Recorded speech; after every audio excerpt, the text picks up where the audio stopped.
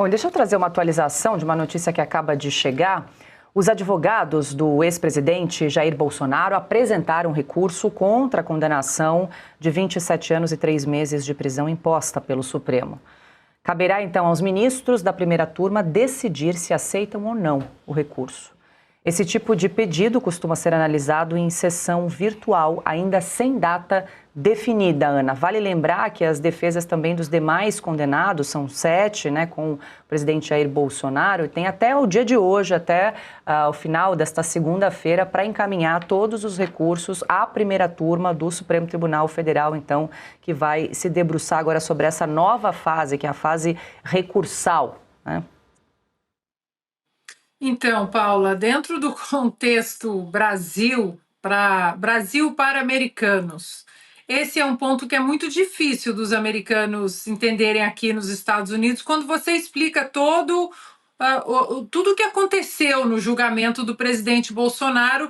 Eles não entendem esse conceito de primeira turma, de segunda turma, mas como assim um caso tão grave como esse, né, um suposto golpe de Estado, como o próprio Lula disse na entrevista, com planos macabros de sair matando todo mundo, enforcando o ministro, isso simplesmente é decidido em poucos dias por uma turma, não pela maioria da Suprema Corte, e isso, assim, 15 dias para cá, 15 dias para lá, e eu tenho que dar de ombros e falar, é isso. Ou seja, as falácias todas dessas entrevistas do Lula, do Mauro Vieira, ou do companheiro agora lá novo, do diplomata, do Mauro Vieira, não batem com a realidade de que houve o processo legal, de que tudo foi respeitado. Nós sabemos que não houve o devido processo legal, que as coisas não foram respeitadas. E em cima disso tudo ainda tem o sadismo, as manobras para um ficar elogiando o outro o tempo todo ali. O Brasil precisava ver o que nós vimos na primeira turma para saber exatamente o que está acontecendo dentro dessas turmas, e que bom que o ministro Fux decidiu ser a voz dissidente, se foi por causa dos ventos do norte ou não, das sanções ou não.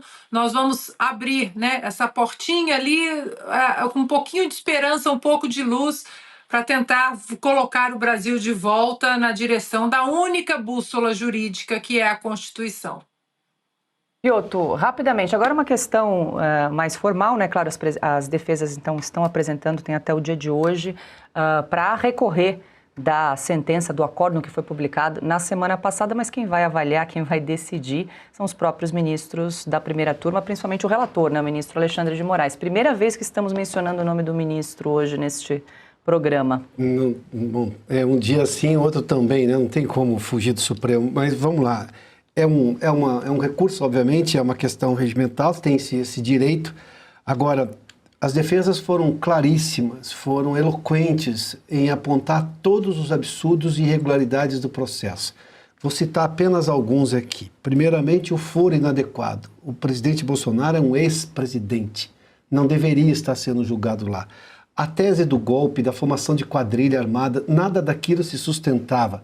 Aliás, o voto do ministro Fux vai lá e derruba todos os argumentos do ministro relator Alexandre de Moraes, com evidências, coisa que o Alexandre de Moraes não conseguiu trazer, tampouco a Procuradoria-Geral da República, que fez ali, convenhamos, uma peça de ficção. Mas vamos lá, tem também a questão da mudança, coisa que o Fux também tem denunciado com muita frequência, a mudança do entendimento que foi posterior à denúncia. Ou seja, espera um pouquinho, eu tenho uma coisa aqui, agora eu vou levar para a primeira turma. Ou seja, é o foro inadequado e, além de tudo, numa turma apenas. Um caso de um ex-presidente da República, pensa bem. Ou seja, tem uma série de coisas que foram todas denunciadas ali, durante o processo, em que o advogado tem voz, em que ele consegue se expressar, demonstrar. A gente viu nos votos, por exemplo, da Carmen Lúcia, no voto do ministro Dino e também do ex-advogado do Lula, hoje também ministro do Supremo, era o presidente da primeira turma, em que disse, vou seguir no relator. O voto do ministro Dino foi curtíssimo, aliás, o próprio Gilmar Mendes reclamou. Se naquele momento eles não conseguiram convencer os ministros, isso aqui é apenas uma formalidade jurídica que tem muitíssimo pouca chance, a menos que alguma coisa aconteça dentro do Supremo. E aí nós estamos falando de qualquer outra coisa, né? Vejam o que conseguiram os fundadores da democracia brasileira, né?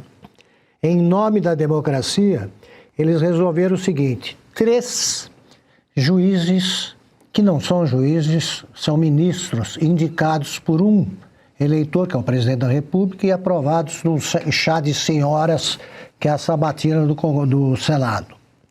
Eles, 3 pessoas, sem voto, podem impedir que dispute a eleição um presidente que teve o voto de muitos milhões de brasileiros. Para eles, democracia é isso aí, para os juízes do Supremo. Não merecem ser chamados de juízes e não são. E não são. Pois é, a gente tem uma informação de bastidor que o único dos 8 réus aí que não deve apresentar recurso é o tenente-coronel Mauro Cid, ele que assinou o acordo de colaboração premiada e foi fixada uma pena em 2 anos de detenção em regime aberto. E ele, então, não deve recorrer, mas vamos aguardar, porque tem até o final do dia de hoje para apresentação dos recursos.